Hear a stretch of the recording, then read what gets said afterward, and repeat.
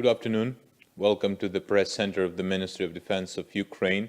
Here is our weekly update of the situation in the operations area of the joint forces from 8th to 14th April 2019. During the last week, the situation in the operations area of the JFO was tense. The level of ceasefire violation was on the same level as in the previous week, with a great number of violations recorded were conducted using weapons which are prohibited by the Minsk agreements. The enemy shelled the JFO positions with 122mm artillery systems, 120 and 82mm mortars, anti-tank missile systems, grenade launchers, heavy machine guns, small arms, and other infantry weapons were used as well. Over the past week, from 8th to 14th April 2019, Ukraine's defenders' position fell under provocative fire by the Russian occupation forces for 93 times. Thus, on April 8th, the Russian occupation forces shelled Krymske and Novotoshkivske villages with 122mm artillery systems and different caliber mortars. What is more, on April 9th, 10th and 11th, the enemy had actively used 120 and 82mm mortars.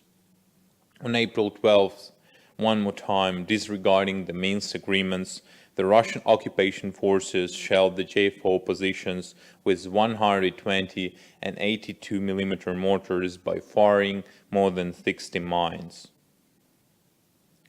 The situation in the operations area is under full control of the joint forces.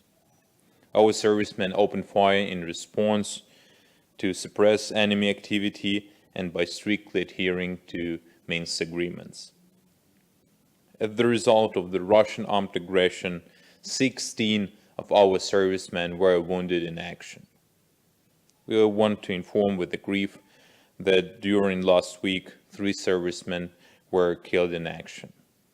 Also, on April 9th, as a result of the explosion of the explosive remnants near Zaysevo village, which is on the gray zone, 1 servicemen of the State Emergency Service had died and 2 were wounded.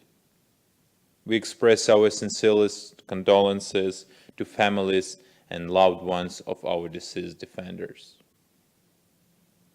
And now to the information of the Defense Intelligence of the Ministry of Defense of Ukraine. Command of the armed forces of the Russian Federation has dramatically increased supply of new and modernized types of weapons to the units of 1st and 2nd Army Corps of the Armed Forces of the Russian Federation. But the lack of training and knowledge of the personnel who use these weapons, especially electronic warfare systems, have led to the accidents during which the Russian occupation forces had lost 3 of its UAVs. Representatives of the Russian command has launched the investigation. Moreover, according to the information from the JFO staff, the Russian occupation forces continue to use and test new items of Russian defense industry.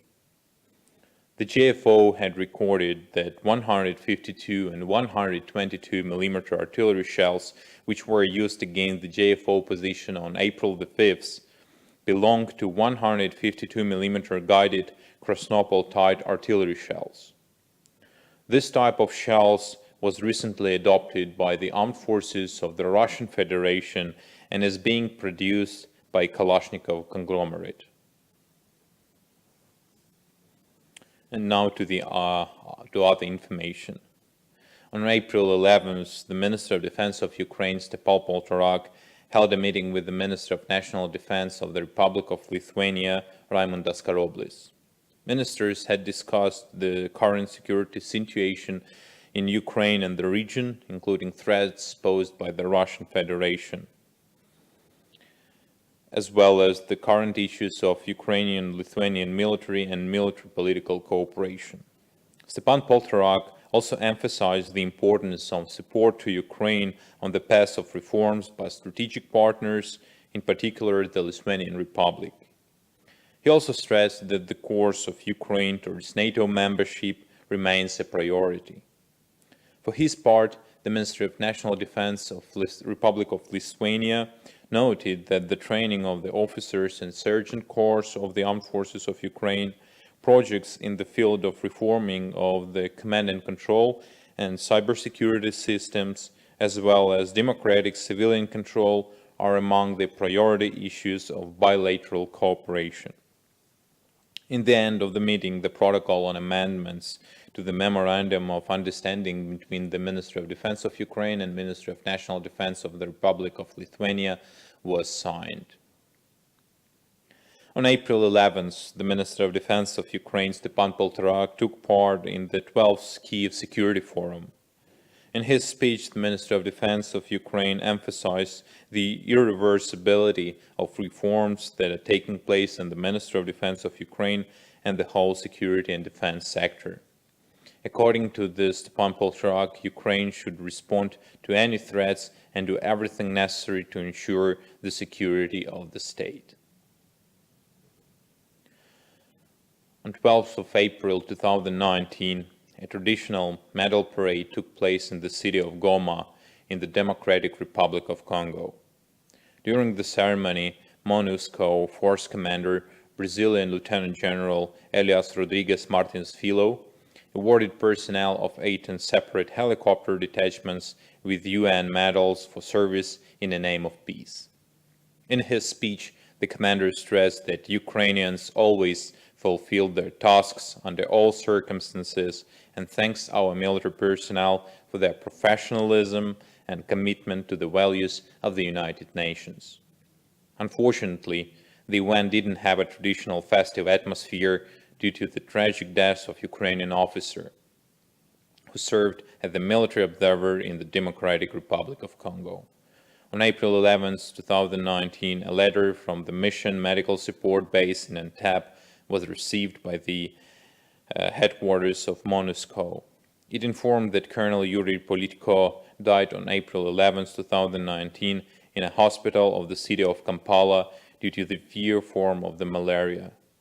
Minister of Defense of Ukraine, as well as the servicemen of the Ukrainian national contingents in the Democratic Republic of Congo, expressed their condolences to the relatives and loved ones of the Ukrainian officer.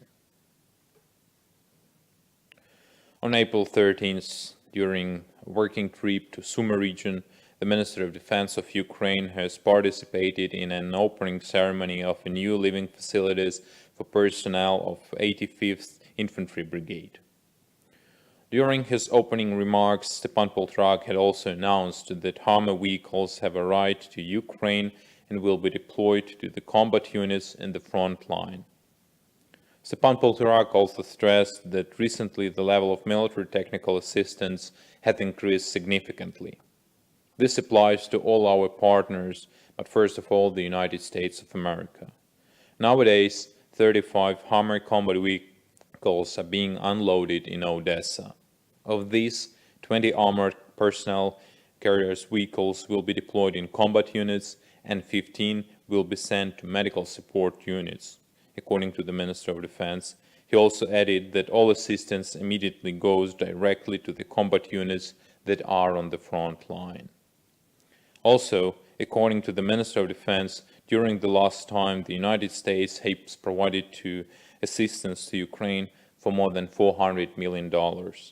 These are Javelin anti-tank missile systems, modern communication means, artillery intelligence systems, electronic warfare and anti-sniper complexes, and UAVs. This is all information for now. Thank you for your attention. Captain Sharavara Mikhailov from the Press Center of the Ministry of Defense of Ukraine.